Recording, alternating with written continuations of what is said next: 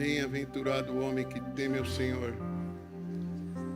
que não se estriba no seu próprio entendimento. Antes o prazer dele está na lei do Senhor e nela medita de dia e de noite. Será como uma árvore plantada junto a ribeiros de águas, que dá o seu fruto na estação própria, cujas folhas não caem. Tudo que fizer prosperará.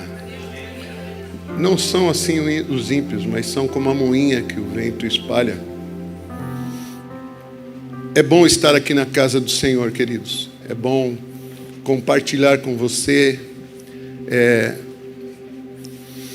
sobre o que Deus tem trabalhado na minha vida. Na verdade, quando o meu pastor me passou uma mensagem ontem à tarde perguntando se eu poderia estar aqui e ministrar, e a primeira coisa que eu falei para ele que é uma honra e uma grande responsabilidade estar aqui nessa tribuna para ministrar a palavra, porque eu não vim falar com você, irmãos, de alguma coisa que eu estou pensando.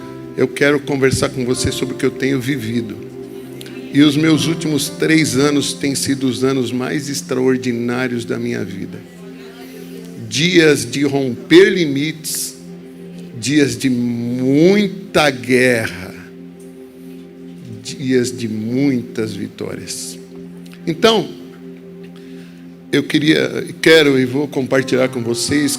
Quem tem acompanhado a Escola Bíblica Dominical sabe que nós estamos estudando sobre o livro de Mateus. Nós começamos o Novo Testamento, livro de Mateus, e nós terminamos na última aula as bem-aventuranças. E você que veio nas aulas da Escola Dominical, você vai escutar de novo. Com certeza Deus vai falar com você de uma maneira diferente, como falará comigo. E você que não tem vindo vai ter o privilégio de escutar essas verdades, ok? Amém? Então, rapidamente, e nas aulas o pessoal sabe que eu começo a contextualizar, a voltar para trás, e aí eu me embalo e a gente demorou para sair, porque a palavra de Deus é maravilhosa e cada vez que a gente fala sobre ela, alguma coisa desperta na gente. O livro de Mateus, queridos, ele foi escrito para os judeus, ok? Então, toda vez que você ler alguma coisa na Bíblia, você precisa buscar o contexto. Quem escreveu, quando escreveu, para quem escreveu. Porque se você não faz isso, você perde a compreensão clara das Escrituras. Texto fora de contexto é pretexto, tá? Então não dá para construir uma vida e construir a nossa fé baseado num texto isolado. Tá?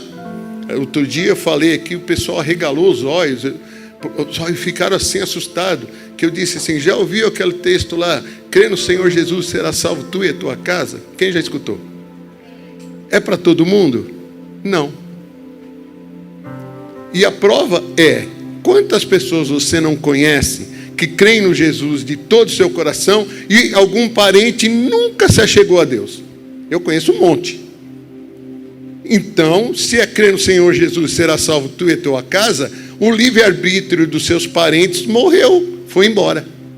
Porque você crê em Jesus e o livre-arbítrio dele já era. Afinal de contas, a sua crença vai conduzir e induzir ele a aceitar Jesus? Não. Essa palavra, essa promessa foi feita para o centurião. Queria se matar, Paulo falou: não faça isso. Nós estamos aqui. Crê no Senhor Jesus, será salvo tu e a tua casa. Ele sai dali, ele prega para os parentes do centurião e eles são salvos. Então, se você não lê o contexto, você começa, e eu creio nisso, e eu falo: Senhor, abençoa, salva a minha casa, salva os meus parentes, eu creio nisso. Mas essa não é uma promessa para todos. Caso contrário, todo crente teria toda a família salva automaticamente, e não é assim. Então, quando a gente lê a Bíblia, a gente precisa... Por exemplo, tem outro texto que eu lembrei aqui agora: não julgueis. Então, o que acontece? Você vai exortar um irmão, ele fala: não, você está me julgando. Uai, o que é uma exortação, se não você ter reparado em alguém, percebido que ele está fora da palavra e você, com amor, ir lá e corrigi-lo? Agora, para você chegar a essa conclusão, você fez o quê, querido? Julgou. Quando eu estou aqui, de posse no microfone, pregando a palavra para você, por favor, julgue o que eu estou falando. Como? Na palavra. Você tem, os bereanos eram mais nobres, por quê? Porque eles julgavam, a Bíblia fala, Paulo fala, eles eram mais nobres, porque eles iam lá conferir se o que os apóstolos ensinavam estava na Bíblia. Então, por favor, enquanto eu estiver falando aqui, julgue a pregação, não o pregador. Não tem nada a ver com o pregador, tem a ver com a pregação. Toda profecia tem que ser julgada também, se ela está no contexto, se faz sentido. Toda vez que alguém vem trazer uma palavra para mim, eu fico bem quietinho escutando. Tem coisa que faz sentido. Por isso que a Bíblia fala, examina tudo e retém o quê? O que é bom. Então alguém traz uma profecia, você retém para você o quê? O que é bom. O que não é, você descarta. Tudo isso para dizer que você precisa conhecer o contexto. Então, o livro de Mateus foi escrito para os judeus. Então, quando você lê, eu não preparei aqui, mas eu quero dar exemplos práticos, tá? Para a gente não ficar na teoria. Por favor, Mateus 1:22, você pode colocar aí na tela? Estou que nem o da Atena, me ajuda aí, põe na tela. Me ajuda aí, velho. Tudo isso aconteceu para que se cumprisse o que o Senhor dissera pelo profeta. Próximo. A virgem ficará grávida e dará à luz um filho, e o chamará Emanuel, que significa Deus conosco. Mateus está escrevendo para os judeus. Por isso que ele fala, tudo isso foi escrito para que se cumprisse. Ele não diz quem é o profeta. Por quê? Porque os judeus sabiam. Agora, ele precisava dizer para os judeus que Jesus Cristo foi quem? O Messias. Por quê? Porque eles esperavam um Messias que viria, seria o Salvador, tal, só que eles esperavam que ele iria governar, que ele iria para Jerusalém e seria o rei de Israel. Por isso que eles recebem Jesus com mantos e palmas. Hosana, nós cantamos aqui, bendito que vem em nome do Senhor. Alguns dias depois eles crucificam Jesus, porque a expectativa deles é que ele, irmãos, Jesus, quando ele começa o seu ministério, a Bíblia diz que ele vai na sinagoga, pastora Kátia, como ele fazia de costume. E aí, ele era um homem respeitado, ele não era um rabino. Dão um livro de Isaías para ele ler, pastor Flecha. Ele abre, não tinha capítulo nem versículo, ele abre e fala, e lê assim: o Espírito do Senhor está sobre mim, pelo que me ungiu, para pregar aos cativos, libertar, tal, e apregoar o ano aceitável do Senhor Jesus. O ano aceitável, ele fecha o rolo. A Bíblia diz que fica um silêncio, e ele fala, hoje se cumpriu essa escritura. Aquele povo olha para ele e não fala aleluia, não. Eles querem matá-lo. Por quê? Porque ele propositalmente esqueceu de dizer, e a vingança do nosso Deus. Por quê? Porque isso daí seria no que nós esperamos agora, quando ele voltará para reinar em Israel. Você sabia disso? Que ele voltará para reinar um milênio em Israel. Isso os judeus esperavam. Quando ele chega e não faz isso, frustra a fé deles. Por isso que João e o irmão dele falam, Senhor, que um sente ao lado direito, outro ao lado esquerdo, no seu trono. Por quê? Não é no trono do céu. Eles tinham a expectativa de que ele iria entrar em Jerusalém e eles queriam sentar lado a lado. Essa era a expectativa. Então agora Mateus começa a escrever para eles, e ele diz assim, porque lhes é chegado o reino dos céus.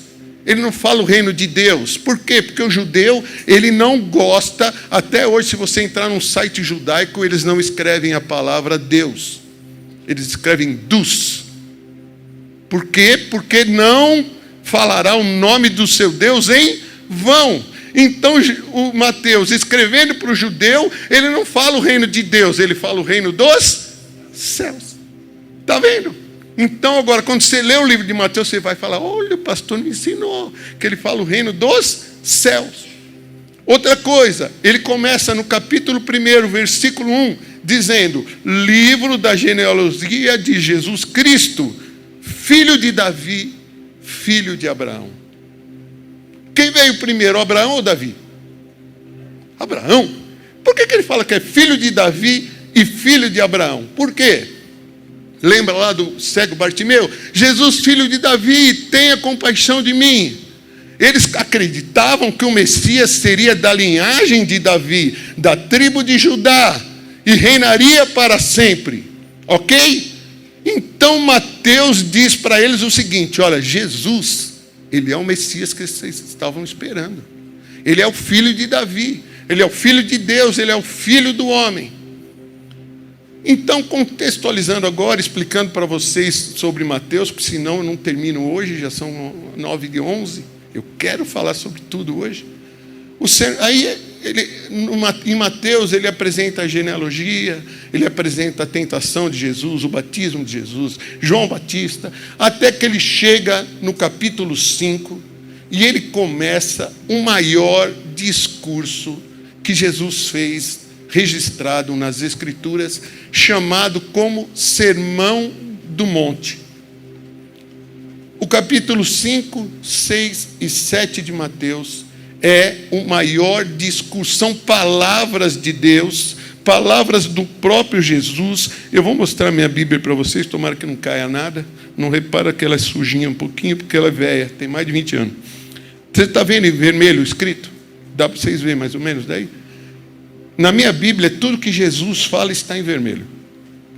Se você olhar a página do capítulo 5, 6 e 7, é só vermelho. No final, em Mateus 7, 24, Jesus fala assim, olha: portanto, quem ouve essas minhas palavras e as pratica é como um homem prudente que construiu a sua casa sobre a... E o próximo? Caiu a chuva, transbordaram os rios, sopraram os ventos e deram contra aquela casa, e ela não caiu, porque tinha alicerces na rocha. E aí ele diz que aqueles que ouvem e não praticam é como um homem prudente, e acontece a mesma coisa. O que ele está dizendo? Quais são essas palavras a que Jesus se refere? O capítulo 5, 6 e 7 de Mateus. Ele coloca ali várias coisas, ele fala sobre dinheiro, ele fala: vocês não podem servir a dois senhores, porque onde está o seu coração, aí está o seu tesouro. Não pode servir a Deus e as riquezas. Ele fala sobre ser o sal da terra, sobre ser a luz do mundo. Ele fala sobre tirar do teu olho o cisco, né? Tirar a trave do teu olho, observar. Você fica olhando para o cisco do olho do teu irmão, você tem uma trave no teu olho. Ele diz assim, ó: nem todo aquele que diz Senhor, Senhor entrará no reino dos céus. Ele fala que nós somos o sal da terra. Ele fala que nós somos a luz do mundo. Ele fala um monte de coisa. E no capítulo 5, no começo, ele começa esse discurso, irmãos, falando sobre as bem-aventuranças. E o que é bem-aventurança? Bem-aventurado, felizes. Então, em Mateus 5, do 1 ao 12, ele começa dizendo assim: e Jesus, vendo a multidão, subiu a um monte e, assentando-se, se aproximaram dele os seus discípulos. Então, ele ia dar um treinamentão. Socorro, ele ia dar um treinamentão para aqueles pessoal lá.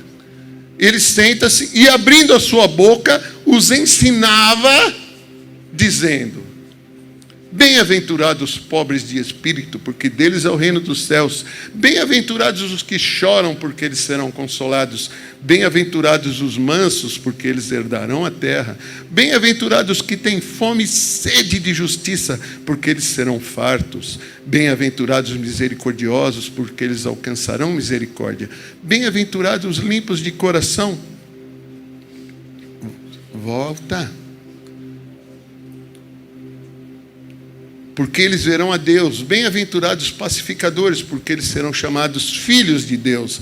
Bem-aventurados os que sofrerem perseguição por causa da justiça, porque deles é o reino dos céus. Bem-aventurados sois vós, quando vos injuriarem e perseguirem e mentindo, disserem todo mal contra vós por minha causa. Exultai e alegrai-vos, porque é grande o vosso galardão nos céus, porque assim perseguiram os profetas que foram antes de vós. Jesus começa o sermão de forma surpreendente. A sua primeira palavra é bem-aventurados, que significa feliz. Agora entenda uma coisa, ele fala, bem-aventurado os. Você não é feliz porque você faz porque você é feliz. Entenda, a bem-aventurança ela precede, ela vem antes. Bem-aventurados os mansos. Não é os mansos são bem-aventurados, é o contrário. Você é feliz porque você pratica aquilo. Jesus está falando para os seus amigos, para os seguidores, para os discípulos, sobre felicidade, sobre alegria, sobre satisfação. Isso significa que a nossa felicidade faz parte do plano de Deus. Muita gente acredita que a felicidade é... Eu lembro que tinha uma música do irmão Roberto Carlos que falava, porque tudo que eu gosto é imoral, é ilegal ou engorda. Os velhos devem lembrar dela, né? Não sei se tem alguém que lembra. Se lembra, mas finge que não lembrou, né? Então parece que a felicidade é uma coisa... Para eu ter felicidade, eu preciso de coisas que o reino de Deus não dá. Que eu não posso usufruir sendo um homem de Deus, uma mulher de Deus. Isso é uma mentira diabólica. Para muitos cristãos, a vida não tem espaço para alegria. Seja sério, por favor, seja sisudo. Alegria, felicidade, grandeza fazem parte da vontade de Deus para nós. Deus colocou uma fagulha no teu coração de você fazer grandes coisas. Isso é de Deus. A única coisa que o homem caído pega essa vontade e tenta realizar pela força dele ou de forma errada, de forma equivocada. Porém, ser relevante no mundo, realizar grandes coisas, Deus colocou isso no teu interior. Então, se você sente vontade de ser relevante, de deixar um legado, meu querido, você está no caminho certo. Isso que você sente é de Deus. Essas coisas, esses lugares, eles devem estar presentes em nossa agenda. Deus nos criou para a felicidade. Dele, por Ele, para Ele. Somente Ele pode proporcionar isso. Só Ele. Almejar ser feliz faz parte da condição humana. Deus disse a respeito de Jesus: esse é o meu Filho amado, em quem eu me comprazo, em quem eu me alegro. Então, se Deus tem alegria no seu Filho, e nós hoje, em Cristo Jesus, somos filhos de Deus. Ele veio para o que eram os seus não o receberam, mas todos quantos o receberam, deu-lhes o poder de serem feitos filhos de Deus. Logo, se eu e você somos filhos de Deus, Ele se alegra em nós. Ele olha para mim e para você com carinho, com alegria. Ele anseia ouvir a tua voz todos os dias. Ele sabe tudo o que acontece comigo e com você. Entretanto, Ele quer ouvir, porque Ele quer ter um relacionamento. Ele sempre quis isso. Sempre foi o desejo de Deus. Ele criou eu e você para nos relacionarmos com Ele. Agora, ser chamado por Deus não exclui uma vida cheia de alegria para servi-lo.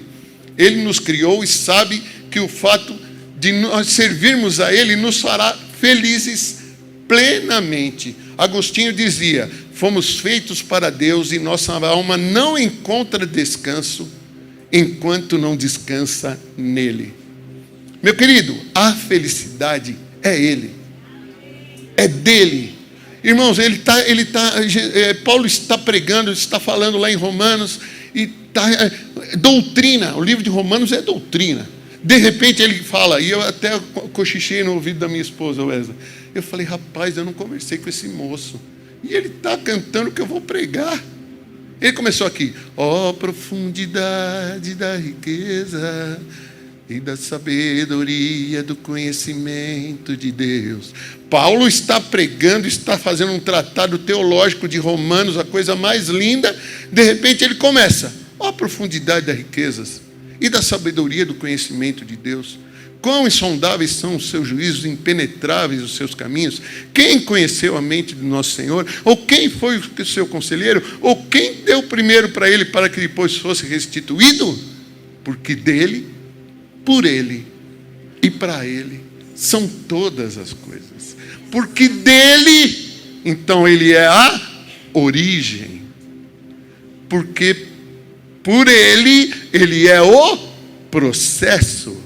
E para ele é o destino. Por ele, porque dele, origem, por ele, processo, para ele, destino. São todas as coisas criadas por ele. Então eu e você, nós somos criados à imagem e semelhança de Deus para o louvor da sua glória. E isso deveria deixar você muito feliz. É nesse contexto que Jesus começa o Sermão do Monte, falando sobre 8 atributos conhecidos como bem-aventuranças. Devemos considerar essa primeira parte como um manifesto de Deus.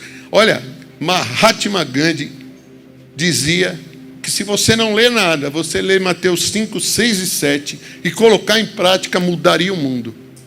Gandhi dizia isso. Aliás, eles diziam que o cristianismo era uma beleza. O que estragava eram os cristãos. Que vergonha, não? Porque nós falamos uma coisa com a nossa boca e a nossa vida diz exatamente o contrário.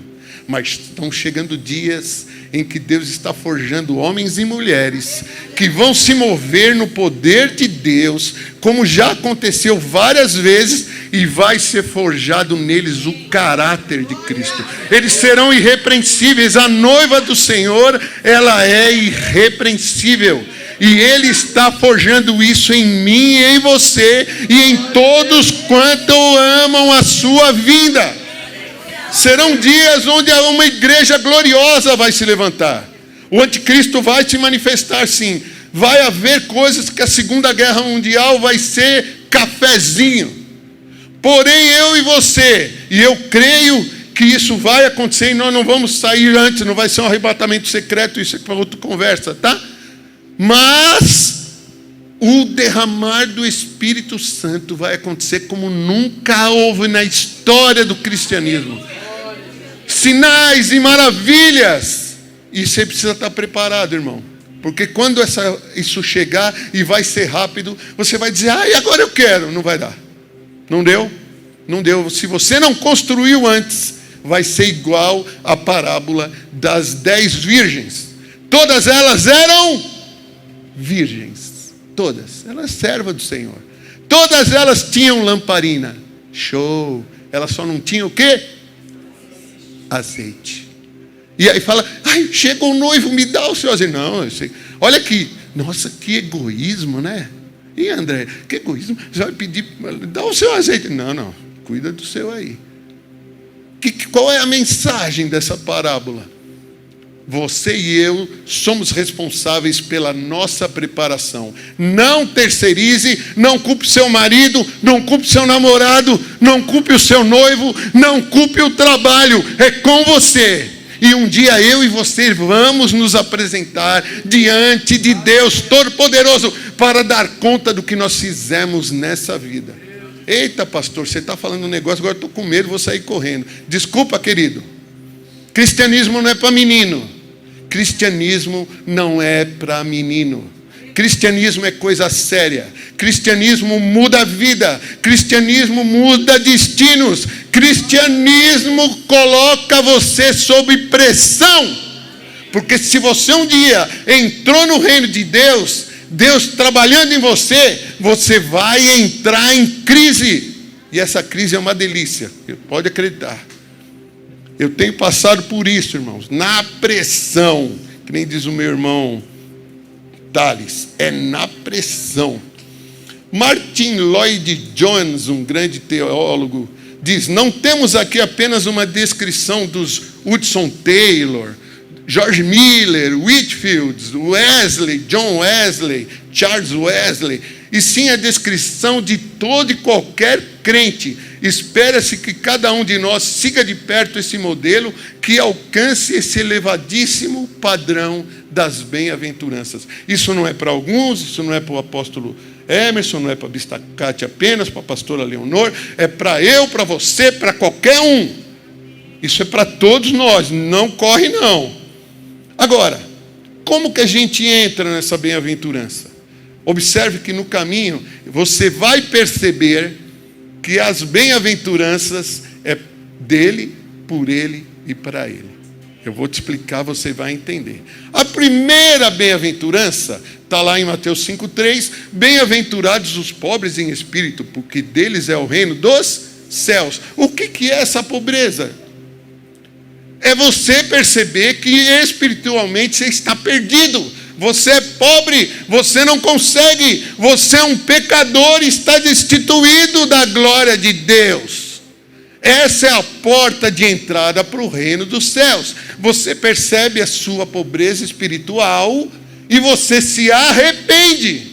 Então, bem-aventurados os pobres de espírito, bem-aventurados os que percebem, os que têm consciência de que eles não têm condição de fazer nada. E eu vou acelerar, irmãos. Tem tanta coisa escrita aqui, mas eu vou acelerar. Qual que é essa pobreza? Não é uma pobreza de dinheiro, não é uma pobreza financeira, é espiritual. Agora, eu percebo no arrependimento que eu sou pobre de espírito. Então, eu vou para a segunda etapa. Eu começo a entrar numa crise. Então, é a segunda bem-aventurança. Olha, acelerei para caramba. Bem-aventurados os que choram. Que tipo de choro? Chora porque fez coisa ruim, e aí apanhou, roubou e está preso. Pô, você está colhendo o que você fez. Não, é um choro relativo à etapa anterior. Eu percebo que eu sou pobre de espírito, que eu não consigo andar direito, que eu não consigo fazer as coisas, eu não consigo andar segundo aquilo que o Senhor me fala. Então eu choro, eu lamento, eu fico triste. E aí, eu vou para a terceira bem-aventurança. Eu percebo a minha pobreza de espírito. Eu me arrependo. Eu choro a minha situação. Então agora eu fico manso e humilde. Jesus disse: aprendei de mim, que sou manso e humilde, e encontrarei descansos para vossas almas. Porque o meu fardo é leve e o meu jugo. Então, meu querido, tem gente que fala: eu fui para Jesus, não tem fardo nenhum. Tem fardo sim. Ele diz que o meu fardo é leve, então tem fardo. A única coisa é que o fardo dele é leve. Dá para levar de boa. O fardo do capeta te enverga até você esfregar a cara no chão. Agora, de Jesus não, ele é leve. E o jugo, sabe o que é um jugo? Você já viu um animalzinho com jugo? Quem é do interior? O Chicão balançou a cabeça.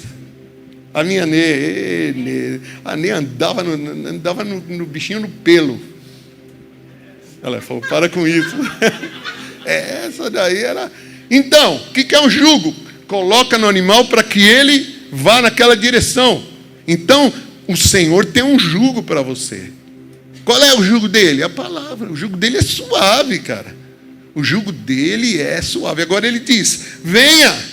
E aí você vai ser manso e humilde. Como resultado da pobreza espiritual e de você lamentar a sua situação, você percebe que só Deus na sua vida. Então você volta aonde? A sua origem. Volta em Deus. Quando isso acontece, chega no ápice do triângulo. Nós falamos de 3. Você vai subindo, chega no ápice. Qual é o ápice? É o processo. Antes era dele, agora é por ele. Então o que ele faz em mim e em você, irmãos? Ele coloca fome e sede de justiça. Eu percebo a minha situação de pobreza espiritual, eu choro por ela, eu fico manso e humilde, eu dependo dele. Então agora você está pronto, você vai entrar no processo. Fome e sede de justiça. Quantos aqui sentem fome em todos os dias? Tem uns que sentem a cada 3 horas, pelo amor de Deus. Tem um que assalta a geladeira de madrugada. Você tem sede só a cada 3 meses, pastora Silvana? Você não tem fome todo dia? Quem tem fome todo dia? Oh, Jesus, comer é bom, não é? Crente não bebe, mas come, hein? Você já fez festa para crente, irmão?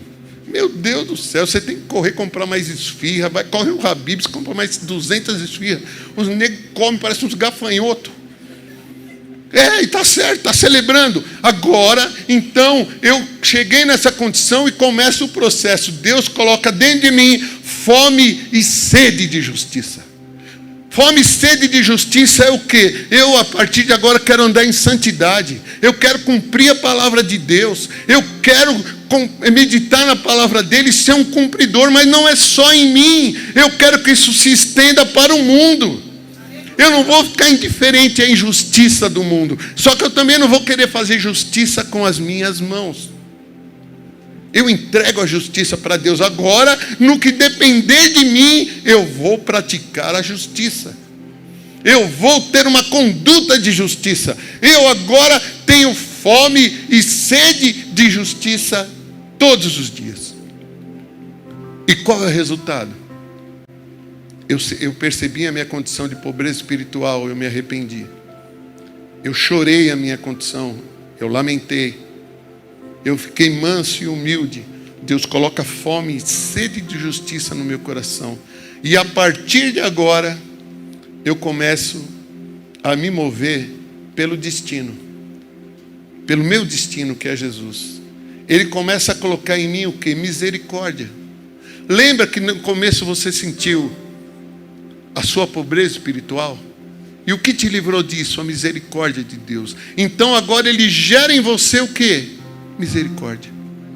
Então só pode ser misericordioso aquele que experimentou misericórdia. Só pode perdoar aquele que foi perdoado. Então eu e você agora, como resultado desse processo, começamos a andar em misericórdia. Começamos a ter empatia com o que sofre. Começamos a entender como anda o pecador e querer intervir nessa situação. Não ficar olhando passivo, mas ser um agente ativo do Senhor hoje e agora. É para isso que ele escreveu as bem-aventuranças. Quem faz isso é feliz. E aí agora, como consequência, vem um outro processo. Bem-aventurados os puros de coração. Então, na segunda você não chorou pela sua desgraça? Lembra? A primeira pobre de espírito. A segunda, aqueles que choram. Os que choram têm o seu coração puro agora. Um faz referência ao outro. O primeiro com o quarto. A segunda com a quinta. Aquele camarada que chorou, agora ele tem um coração puro.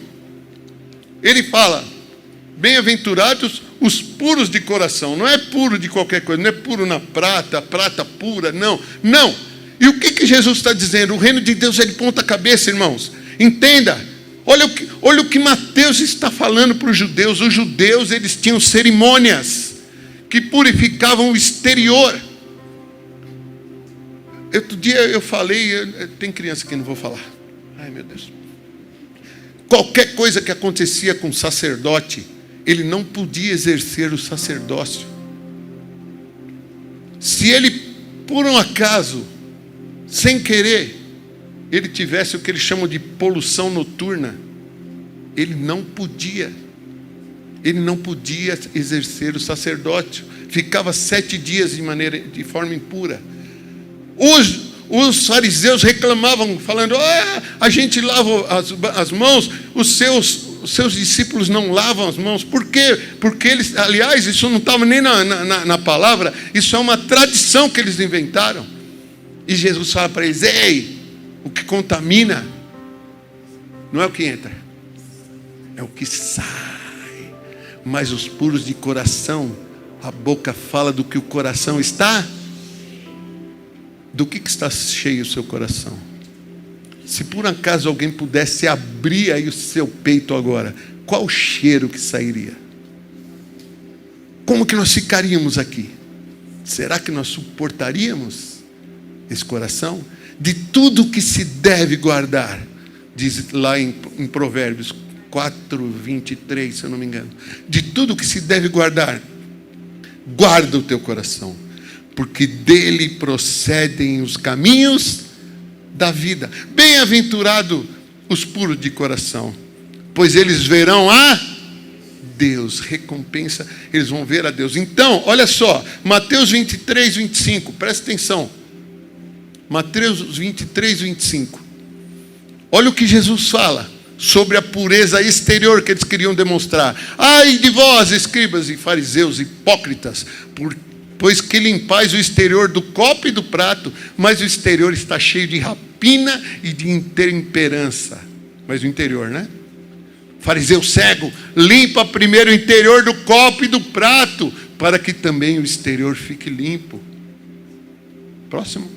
Ai de vós, escribas e fariseus hipócritas, pois que sois semelhantes aos sepulcros caiados, que por fora realmente parecem formosos, mas interiormente estão cheios de ossos mortos e de toda a imundícia.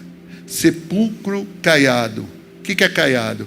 Os antigos sabem o que é. Passava uma caiação, que era uma tinta com cal, para quem não tinha muito dinheiro, não podia comprar uma souvenir, né? Souvenir custava caro, eu sou desse tempo. Então o cara mais pobre, ele fazia uma caiação. Era uma água com cal, passava aquilo, meu Deus do céu, você encostava na parede e ficava branco.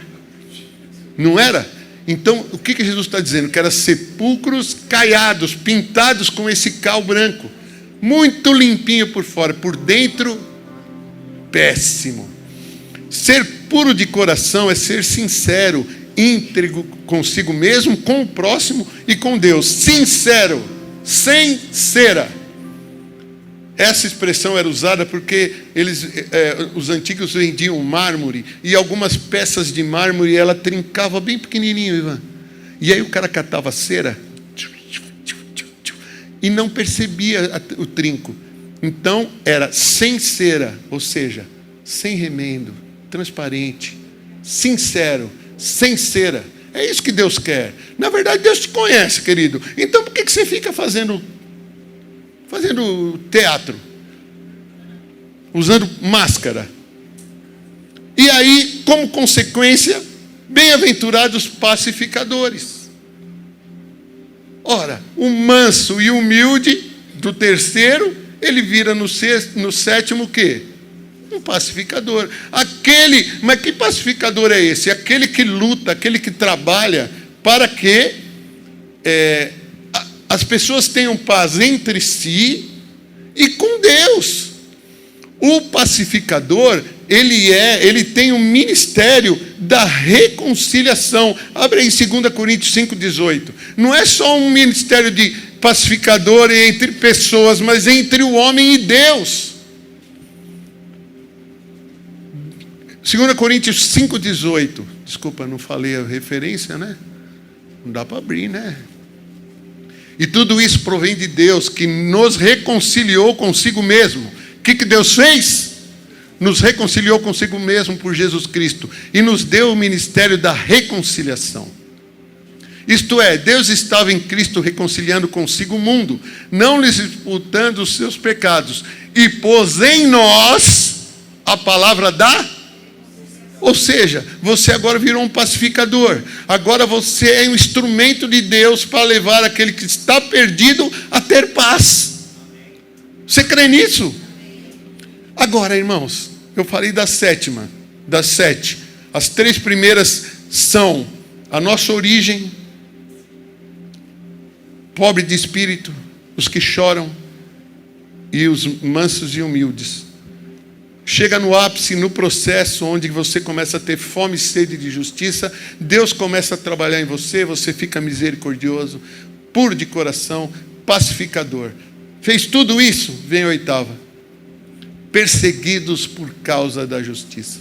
Se você viver as 7 bem-aventuranças na vida, você não precisa fazer mais nada para ser perseguido. Porque o mundo, ele é anticristo. Vem um anticristo, um homem, mas o mundo, ele é anticristo. Tudo que aponta para Cristo, ele é contrário. E eu e você, se nós formos esse homem e mulher que ele coloca nas bem-aventuranças, você com certeza vai incomodar. Meu Deus, tomara que se incomode muito. Bem-aventurados os que sofrem perseguição por causa da justiça, porque deles é o reino dos céus. Bem-aventurados sois vós quando vos injuriarem e perseguirem e, mentindo, disserem todo mal contra vós por minha causa. Exultai e alegrai-vos, porque é grande o vosso galardão nos céus, porque assim perseguiram os profetas que foram antes de vós. Pois bem, eu reconheci a minha pobreza espiritual. Chorei por minha condição, fiquei manso e humilde, voltei à minha origem. O processo se iniciou. Deus agora gera fome e sede de justiça. Vou procurar andar em santidade todo dia. Como consequência, prossigo para o meu destino. Me torno misericordioso. A palavra habita em mim, sou puro de coração, sou pacificador, anuncio o evangelho da reconciliação. Todo esse trabalho de Deus nos transforma em sal da terra, em luz do mundo. E o mundo inevitavelmente começará a perseguir os que assim vivem, pois assim perseguiram a Jesus. Não se esqueça, o mundo é anticristo. Queridos, nós estamos chegando em dias onde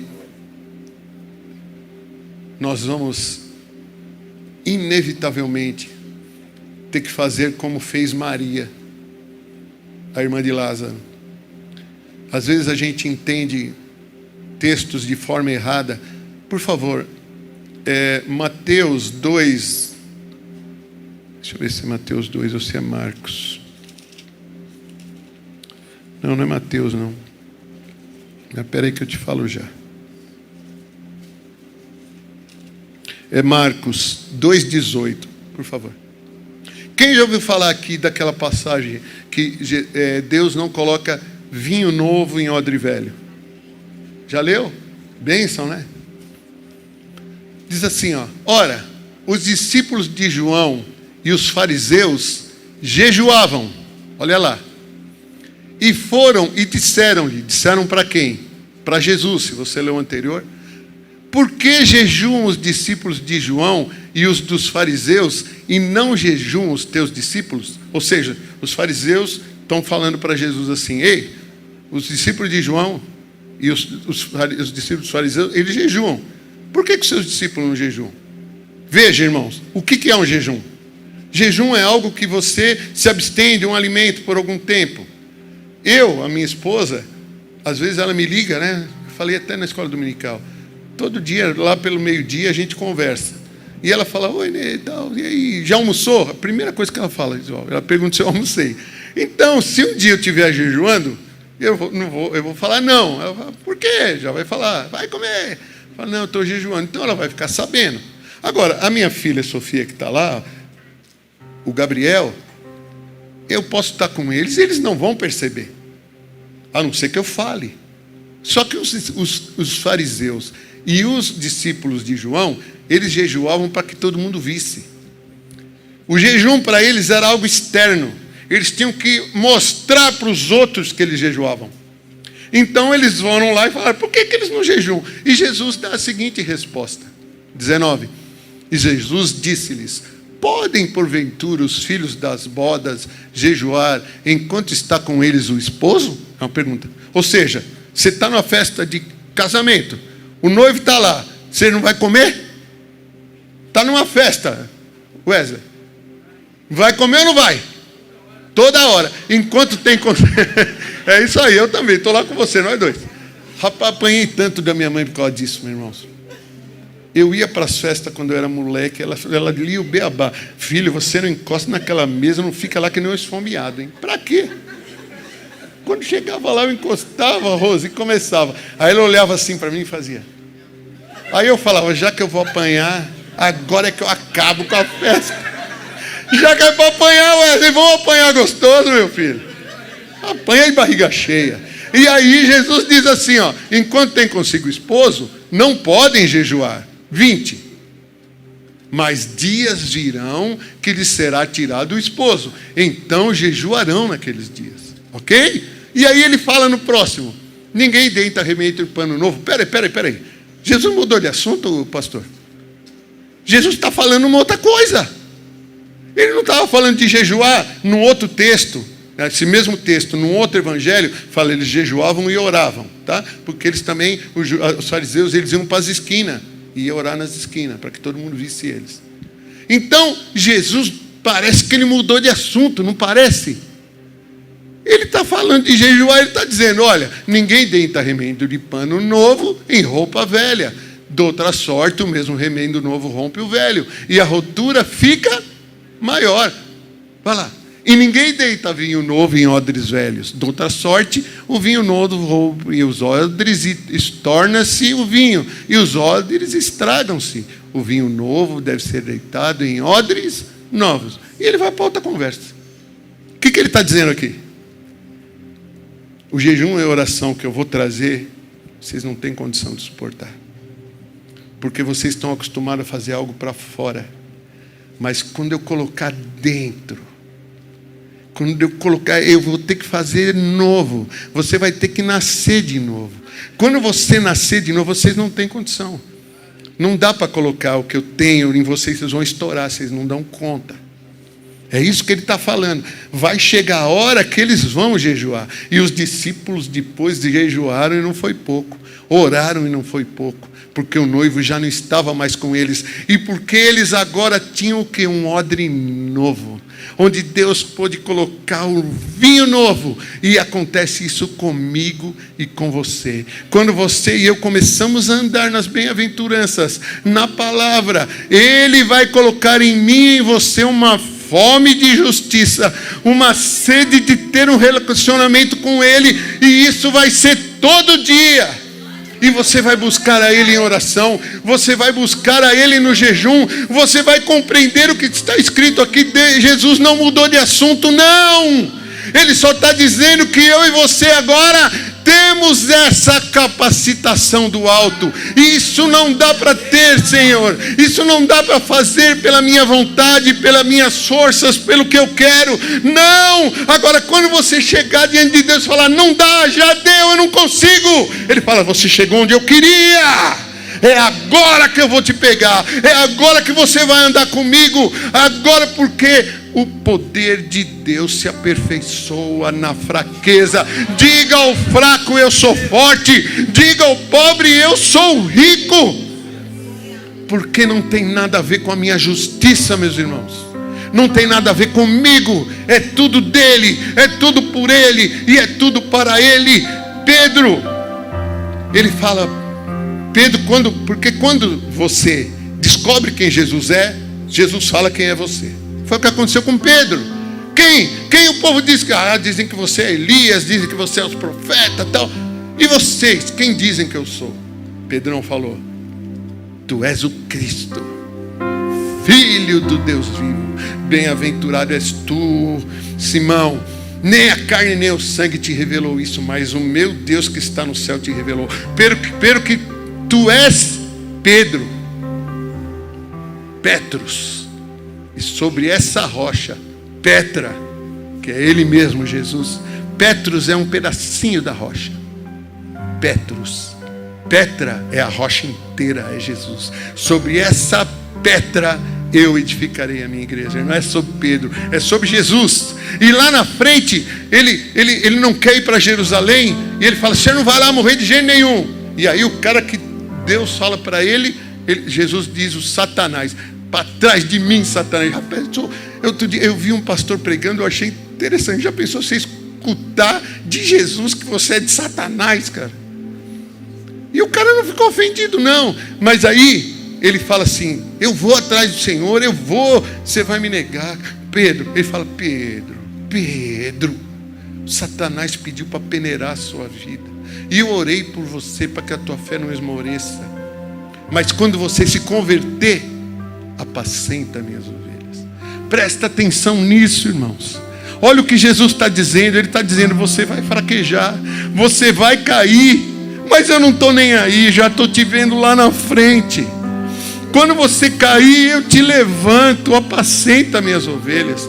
Você na sua caminhada com Deus, você pensa nisso? Você pensa como Maria? Irmãos, Maria,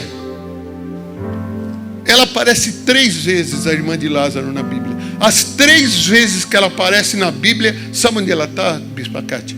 Nos pés de Jesus. As 3 vezes ela está nos pés de Jesus. As 3 vezes falam contra ela. As 3 vezes Jesus defende ela, sem que ela abra a boca. Porque quando a Bíblia fala, o texto é maravilhoso. Olha aqui, ó. Eu vou ler para vocês, está aqui em Lucas 10, 38, nós já estamos terminando. E aconteceu, 10, 38.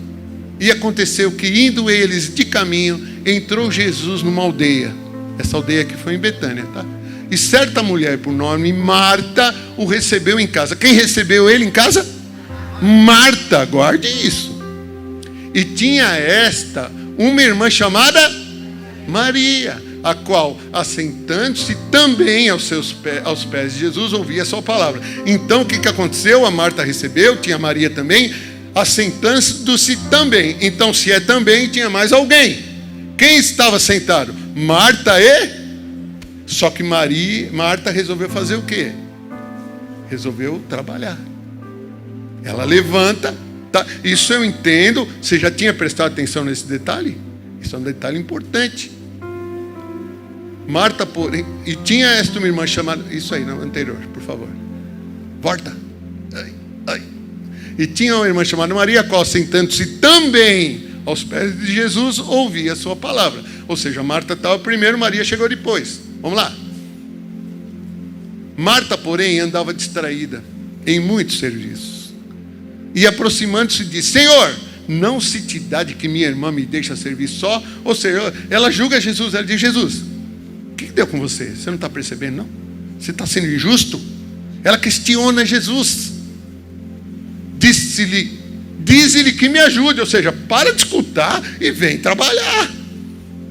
E aí o que Jesus fala? E respondendo Jesus disse-lhe: Marta, Marta, estás ansiosa e preocupada com muitas coisas, mas uma só é necessária. Diz para o irmão que está do seu lado assim, ó: uma coisa é necessária.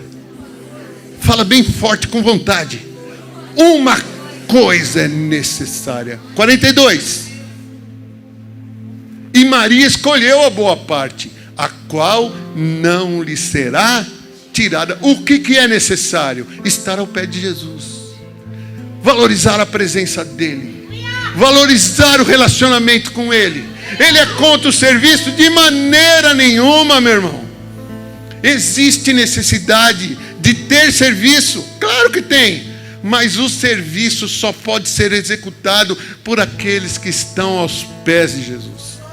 Uma só coisa é necessária e eu não vou tirar dela, não. Ou seja, o serviço espera. Vem para o meu pé, vem me escutar.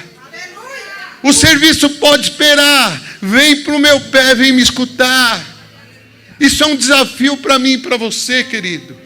Coloca isso no seu coração. Procura fazer isso todo dia. A primeira coisa que você faz quando você acordar, acorda um pouco antes e vai para os pés do Senhor.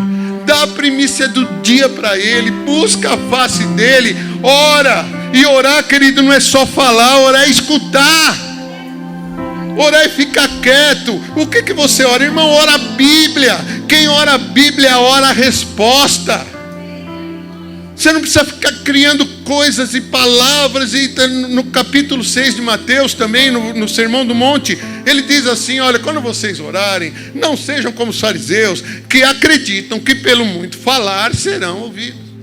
Mas quando vocês orais, orem assim. E aí ele dá a oração modelo: Pai Nosso. Cara, só o Pai Nosso já dá uma pregação de 5 dias. Pai Nosso não é Pai teu, é de todos. Ele é coletivo, o trabalho dele é coletivo. Pai Nosso. Outra coisa, onde ele está? Nos céus. Ele reina, ele comanda todas as coisas. Pai Nosso que estás nos céus, santificado seja o teu nome. O Senhor precisa que o nome dele seja santificado no céu, Bispa Cátia? Claro que não. Mas aqui na terra, quando eu e você temos os atos de justiça, fome e sede de justiça, nós santificamos o nome do Senhor. Moisés não entrou na terra prometida porque Deus na primeira vez disse para ele, fere. Na segunda, quando ele diz, fala. Moisés, nervoso por causa do serviço, dá uma cacetada. Sai água, porque Deus não deixou ele na mão. Mas ali ele fala, você não vai entrar na minha terra prometida, porque você não santificou o meu nome. Porque aquele povo achou que a ira de Moisés era a ira de Deus. Você entende? Eles só olharam ele daquele jeito irado e falaram, é Deus. Agora o que é lindo é que Deus, ele podia não ter deixado a água sair e falado, faz de novo, fala. Não, ele solta a água sai. Mas você não vai entrar. Irmãos, uma coisa é necessária. E o que é necessário? Jesus Cristo. E qual Jesus Cristo? Crucificado. Se você não for para a cruz, meu irmão, a cruz é a nossa vida. Nós somos crucificados com Cristo. Paulo diz assim, não mais eu, mas Cristo vive em mim. Já estou crucificado. E a vida que eu vivo agora na carne, vivo pela fé no Filho de Deus, que a si mesmo se entregou por mim. O amor de Cristo nos constrange, julgando nós assim. Se um morreu por todos, logo todos morreram. E morreu para que os que vivam para aquele que por eles morreu e ressuscitou. Você crê em Jesus? Você quer que ele morreu por você? Então viva para ele. Ele está dizendo, é para isso, o propósito da morte dele é para que você viva para ele. Não se preocupe, Rogério, eu não consigo. Ninguém consegue se não for por ele. Se lança nos pés dele. Confessa a tua impossibilidade. Confessa as tuas mazelas. Chora na presença dele. Diz para ele como você é. Diz o que você está sentindo. Mas por favor, estreita um relacionamento com Deus. Porque isso vai fazer toda a diferença na sua vida. Queridos, o Senhor é bom demais. O Senhor é maravilhoso. Ele é amor. Ele é justiça. Não se esqueça disso. Ele preparou uma morada para nós.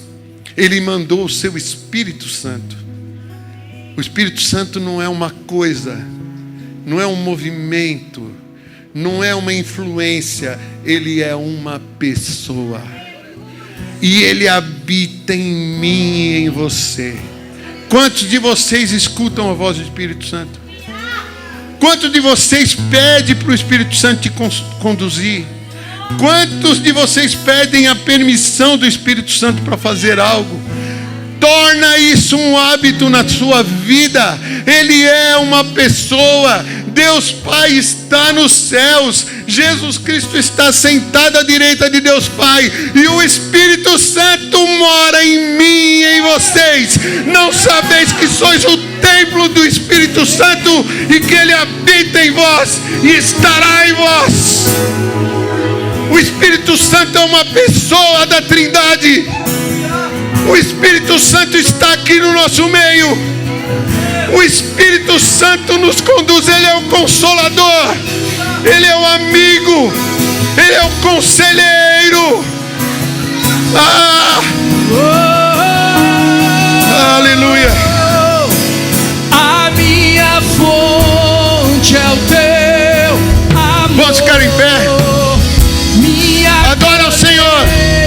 É o teu amor. Minha herança é o teu amor.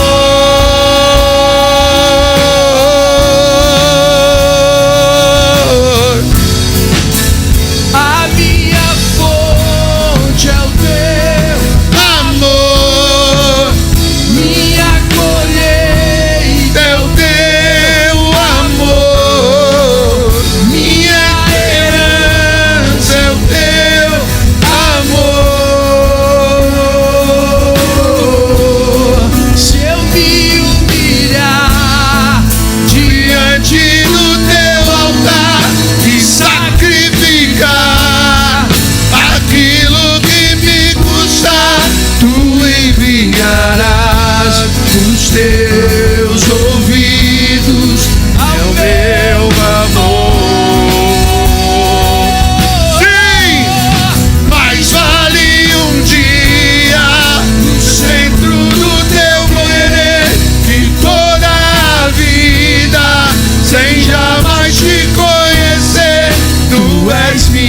fonte, minha colheita, minha herança.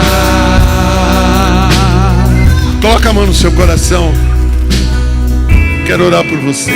Meu Deus e Pai, nós passamos por dias tão difíceis e tenebrosos, Pai.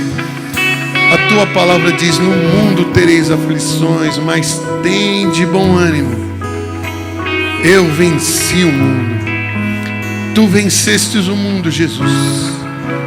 E enviastes o Teu Espírito Santo para habitar em nós. Eu peço, Senhor, te peço, trabalha na vida dos meus irmãos. Espírito Santo de Deus, Tu que convences do pecado, da justiça e do juízo, trabalha na vida de cada um dos meus irmãos, Pai, para que eles sejam corroborados no seu homem interior, para que eles possam compreender a altura, a profundidade, a largura, o comprimento do amor de Deus que excede todo entendimento, para que os seus olhos sejam abertos, para que eles possam contemplar as maravilhas da sua lei, para que eles sintam na sua boca a doçura da sua palavra, porque a tua palavra é doce como mel. A tua palavra, aliás, o Senhor Jesus é a palavra. No princípio era o verbo, e o verbo estava com Deus, e o verbo era Deus. E vimos a sua glória como a do unigênito do Pai, cheio de graça e de verdade. Tu és a palavra, santifica-os na sua palavra. A sua palavra é a verdade. Tu és o caminho, tu és a verdade, tu és a vida. Tu és a nossa colheita, a nossa herança. Tu és o nosso Salvador e Senhor. Se eu me humilhar, se eu me humilhar diante do teu altar e sacrificar aquilo que me custar, tu inclinarás os teus ouvidos em meu favor. Mais vale um dia no centro do teu querer que toda a vida sem jamais te conhecer. Tu és minha fonte, minha colheita, minha herança. Aleluia.